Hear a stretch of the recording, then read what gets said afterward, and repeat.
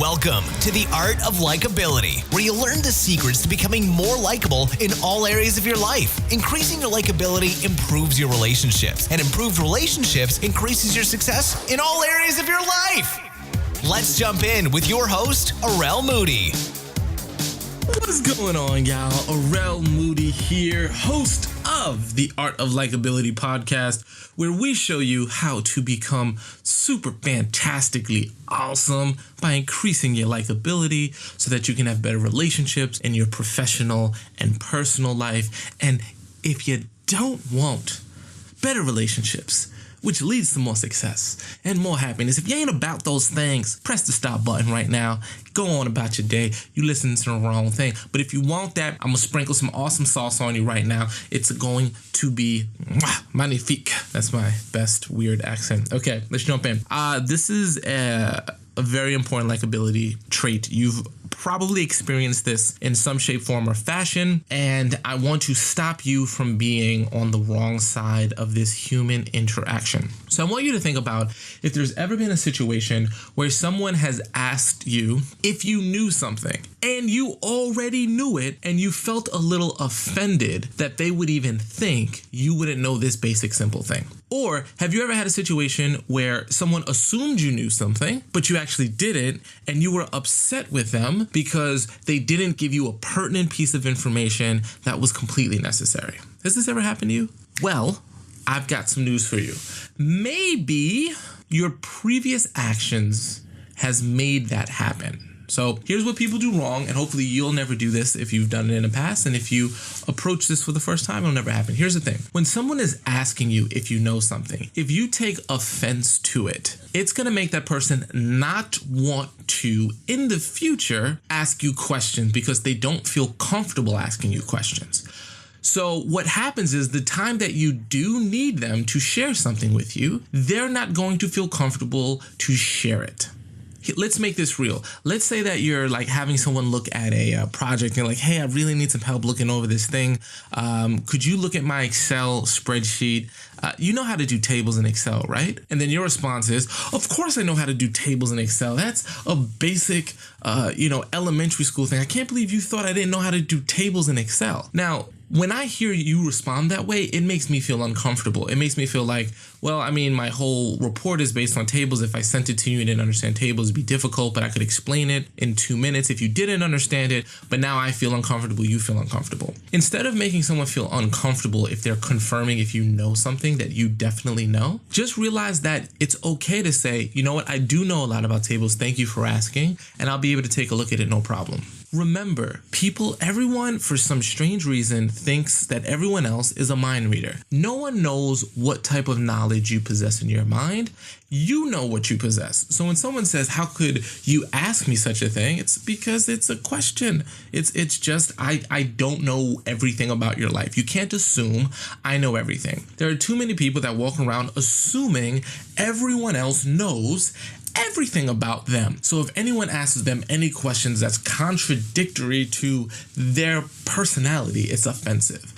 It's just a question. Now, what happens is if a person feels uncomfortable and habitually feels uncomfortable checking in on you with these certain things, what's going to happen is that when you do actually need some type of advice, when you do actually need that piece of wisdom, they're not going to feel comfortable sharing it. And then you're going to be like, how come you didn't say this? How come you didn't ask me this? Or how come you didn't share this thing? So either way, you lose. Either way, it's a lose-lose situation, because if I do ask you and you feel uncomfortable, now it's an uncomfortable situation and I feel bad. And if you don't tell someone and they do need the information, they're mad at you because you didn't share the information. So either way, it's a lose-lose situation. So the next time you find yourself in a situation where someone's asking you a question, assume the best. They are not trying to they're not trying to say you are stupid. They're not trying to say that you are not good. They are simply asking a question.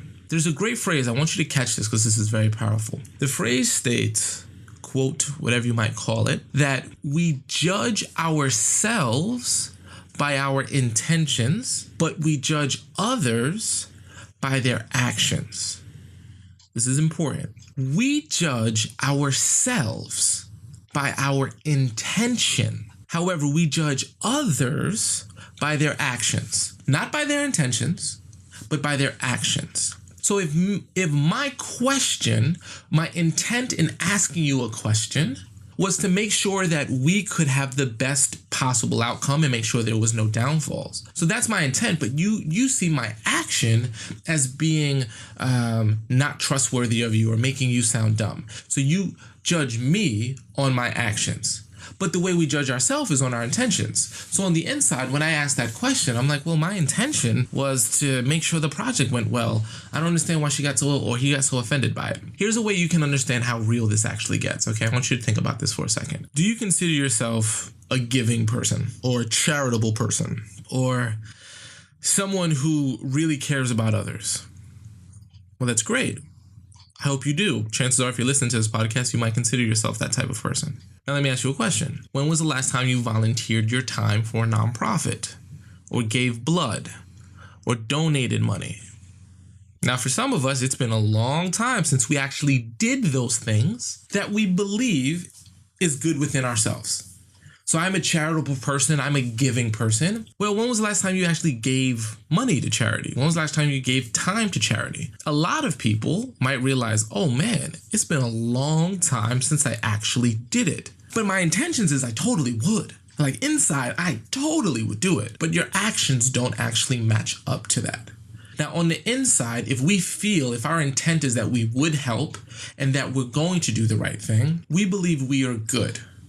When we look at someone else and we say, well, this person says they're all about giving, but they've never donated anything or they've never given their time, so they can't really be about it. We're not judging them by their intentions. We're judging them by their actions. So when someone comes to you and they ask you, hey, do you know how to do this? Or, hey, I need this done. Is that something you are capable of doing? Do not be offended by it. If you do know, just say, yeah, thank you for asking.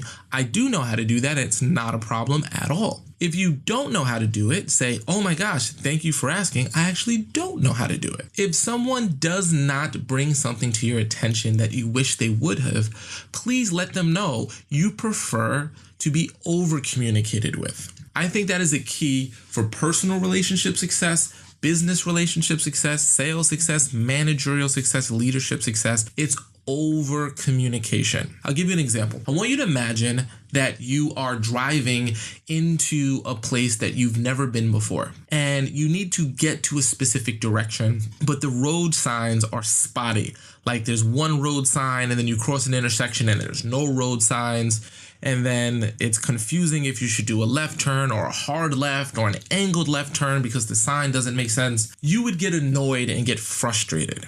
Now, for the person who lives in that town, they know exactly where they need to go. It doesn't matter about the signs or if they come to a cross section and there's not a sign on each street because they know where they're going. It's no biggie for them. But for you as a newcomer to the area, you're so frustrated that you don't have better signage. Now, I want you to imagine another situation where you're driving and it's a place you don't know before, and there's signs like every 20 feet, this way to the venue, turn left here, 200 feet to the venue, pull up to the venue and someone will greet you, honk your horn if no one's greeting you.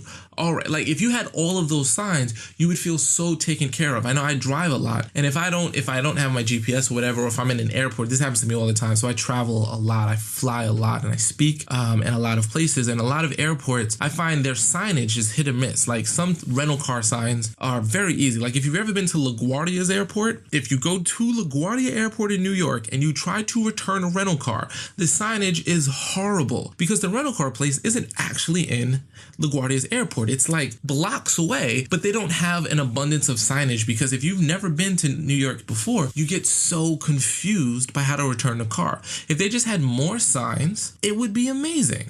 So when someone over communicates with you, that's a good thing. It's like having an abundance of signs. There's no way that things can get misunderstood or misconstrued. And a lot of problems happen with people just because there's misunderstanding. I thought you were supposed to do this. You thought I was supposed to do this. And we have confusion and angst and all those things. The truth is, if we over communicate with folks, we cannot ever worry about things not being as clear as possible.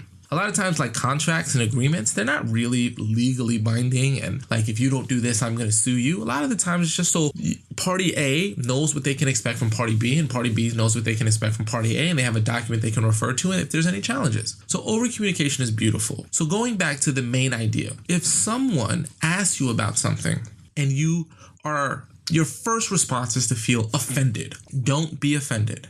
Fight that urge to be like, what are you doing? Why would you ask me that? Of course I know that. What do you think, I'm an idiot or something? I'm so offended you even asked me that. Fight that urge and just thank the person. Let them know it's not a problem and you can absolutely do it, but you appreciate them inquiring. They will so like you for it. And they will appreciate you not making it a difficult situation. Because also for them to ask it, they might feel very uncomfortable. So if you do a good job of making people feel comfortable, then there's no issues. And people like you more. And if people like you more, you get more happiness and more success. And you start having a ball with everything you're doing with your life. So try this out. Next time you're in this situation, you'll have this little tool in your toolkit. Let me know how it works. Few announcements. I'm excited about a few things. One, I just created an email list on my website, artoflikeability.com. So if you go to www.artoflikeability.com, you can sign up for an email list. We send emails that you can't get anywhere else, information that isn't out there in any other place. We call it our Art of Likeability Inner Circle. So go ahead and go to artoflikeability.com and sign up for our email list. I'll never spam you or anything like that. It'll be really, really cool stuff. Make sure to hit me up on Facebook and Twitter. I've been getting some amazing, literally, it's so much joy. I like y'all when y'all send me tweets and Facebook messages and LinkedIn messages and all that stuff. So thank you so much for all of that. I really appreciate it. Send me a tweet or hit me up on Facebook and LinkedIn at Arel Moody. It just brings me so much joy. So I'm very appreciative of everyone. And make sure to rate and comment on the podcast. If you ain't doing it, do it. And good news for anyone who has an Apple device, the podcast app is now native on the new iOS 8.